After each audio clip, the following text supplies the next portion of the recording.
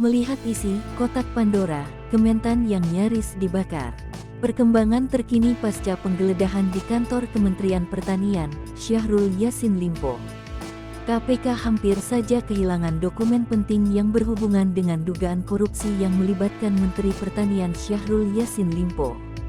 Beruntungnya, penggeledahan pada Jumat tanggal 29 September tahun 2023 itu dilakukan tepat waktu. Sehingga, bukti penting tersebut tidak keburu hilang dan berhasil diamankan. Juru bicara KPK, Ali Fikri, menyebut ada pihak tertentu yang diduga akan memusnahkan dokumen saat melakukan upaya geledah.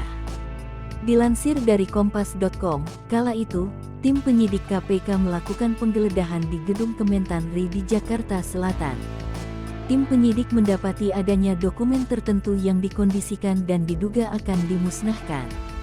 Padahal, dokumen itu ditengarai sebagai bukti kuat adanya aliran uang yang diterima para tersangka dalam kasus ini. Maka itu, KPK mengingatkan agar pihak-pihak yang ada di internal Kementan maupun pihak terkait lainnya untuk tidak melakukan penghalangan maupun merintangi proses penyidikan dari tim penyidik KPK.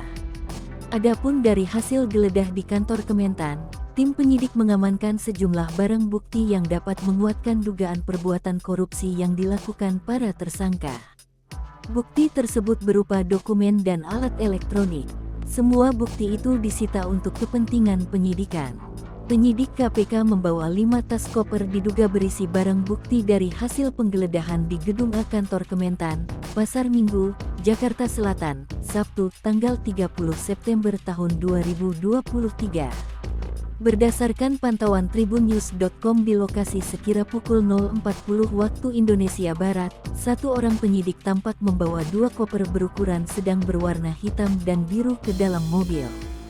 Kemudian tak lama berselang sekira pukul 0.53 waktu Indonesia Barat, 2 orang penyidik KPK lainnya juga terlihat membawa 3 koper berukuran cukup besar ke arah luar gedung dan dimasukkan ke dalam mobil yang sudah disiapkan. Sebelumnya, KPK telah menggeledah rumah dinas mentan Syahrul Yassin Limpo di Jalan Widya Chandra V nomor 28, Jakarta Selatan. Dalam penggeledahan di Rumbin tersebut, KPK mengamankan uang yang nilainya puluhan miliar rupiah, 12 pucuk senjata api, catatan keuangan dan catatan pembelian barang berharga. Untuk senjata api, temuan tersebut dikoordinasikan dengan pihak kepolisian dari